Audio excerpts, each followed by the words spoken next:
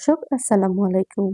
যে যেখান থেকে আমার ভিডিওটি দেখছেন আশা করছি সবাই ভালো আছেন এবং সুস্থ আছেন।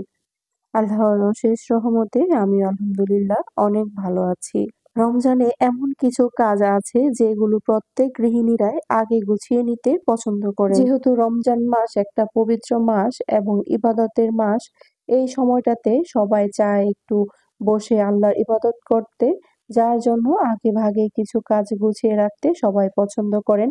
যেমন ধরেন, ঘর বাড়ি পরিষ্কার পরিচ্ছন্ন রাখা, বেশি করে মাছ মাংস কিনে রাখা আর ফ্রোজেন আইটেমগুলো আগে থেকেই বানিয়ে রাখা। এতে করে রমজানে গৃহিণীদের কাজ অনেকটাই সহজ হয়ে যায়। যেহেতু সংসারের সব কাজই আমাকে একা হাতেই গুছিয়ে নিতে হয়, তাই আমিও আগে থেকে সবকিছু গুছিয়ে নিচ্ছি। এই যে এখানে আমি কিছু রসুন আর আদা পেস্ট করে নিব।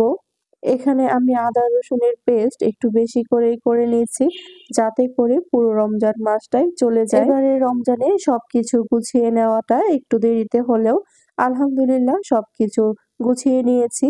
আমার অনেক আপুরাই আছেন যারা এই কাজগুলি আরো আগেই করে ফেলেছেন।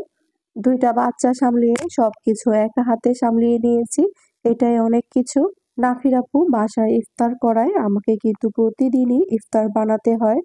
২ টা বাচ্চা সামলিয়ে সবকিছু একা হাতে করা আমার পক্ষে অনেক বেশি কষ্টকর হয়ে যায়। যেসব আপুদের বেবি আছে এবং তারা সংসারের সবকিছু একা হাতে সামলাতে হয়, তারা অবশ্যই আমার কষ্টটা একটু হলেও বুঝতে পারবেন। অন্যান্য সময়ের তুলনায় রমজান মাসে কাজের চাপ যেহেতু একটু বেশিই থাকে, তাই আগে থেকে কাজগুলো গুছিয়ে না নিলে সবকিছুই কিন্তু একা হাতে একদমই করা সম্ভব হয় না।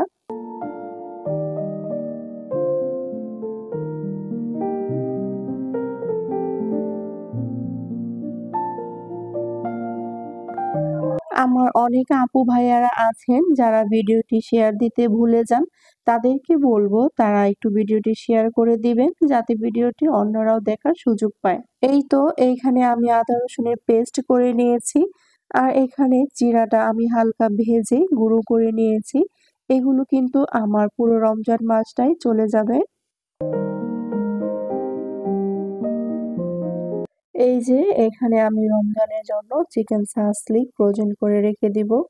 আর এইখানে আমি দিয়েছি আদা রসুন paste, soya sauce, tomato sauce এবং সাসলিক বানানোর জন্য যা যা মশলা থাকে সবকিছু দিয়ে মেখে নিয়েছি। কিছুক্ষণ রেস্টে রেখে এখানে আমি কাঠিতে গেঁথে নিচ্ছি। এভাবে ফ্রোজেন করে রেখে ইফতারে 10 থেকে 15 মিনিট আগে বের করে এটা হালকা তেলে ভেজে নিলেই কিন্তু রেডি হয়ে যাবে। রমজান ছাড়াও এগুলো এয়ারটাইট বক্সে রেখে আপনি অনেকদিন খেতে পারবেন। আর এই যে এখানে আমি চিকেন ললিপপ বানিয়ে নিচ্ছি। আমার ছেলে চিকেন ললিপপ অনেক বেশি পছন্দ করে, তার জন্যই মূলত এগুলো বানানো। এই যে এখানে আমি প্রয়োজন মতো গোলমরিচের গুঁড়া, লাল মরিচের গুঁড়া, প্রয়োজন মতো টক দই সবকিছু দিয়ে আমি এখানে মাখিয়ে নিচ্ছি। সবকিছু দিয়ে মাখিয়ে কিছুক্ষণ রেস্টে রেখে এর উপর আমি সামান্য ময়দা দিয়ে দিব। এরপর এটা একটা এয়ারটাইট বক্সে রেখে দিবেন, পুরো রমজান মাস এটা চলে যাবে। এখানে সবকিছুই আমি একটু অল্প পরিমাণে বানিয়ে নিয়েছি। এখানে আমার ফ্যামিলি সদস্য সংখ্যা কম, এখানে 4 জন আমরা। নুসাইবা তো এখনো অনেক ছোট, ও এসব খেতে পারবে না। এখানে আমি অল্প পরিমাণ চিকেন টিকিয়া কাবাব বানিয়ে রাখবো। আর এর জন্য আমি পেঁয়াজ কুচি, কাঁচামরিচ কুচি আর একটা ডিম ভেঙে আর প্রয়োজনীয় মশলা দিয়ে এটা মাখিয়ে নিচ্ছি। আমার কাছে এই চিকেন টিকিয়া কাবাবটা বানানো অনেক বেশি ঝামেলার মনে হয়। আপনাদের কার কাছে কেমন লাগে তা অবশ্যই কমেন্ট করে জানাবেন।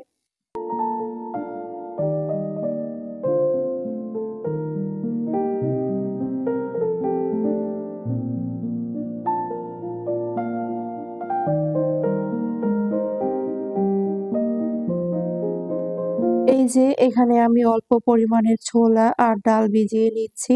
সত্যি বলতে যে কোনো রমজান ছোলা আর পেঁয়াজু ছাড়া কিন্তু একদমই হয় না। রমজান মানে ছোলা পেঁয়াজু এগুলো যেন থাকতেই হবে। আমি এখানে ডাল আর ছোলা সারা রাত ভিজিয়ে রাখবো, তারপর ভেজানো হলে এগুলোকে সেদ্ধ করে নিব। পরবর্তী ভিডিও দেখার আমন্ত্রণ জানিয়ে আজকের ভিডিও এখানেই শেষ করছি। সবাই ভালো থাকবেন, সুস্থ থাকবেন। আল্লাহ হাফেজ।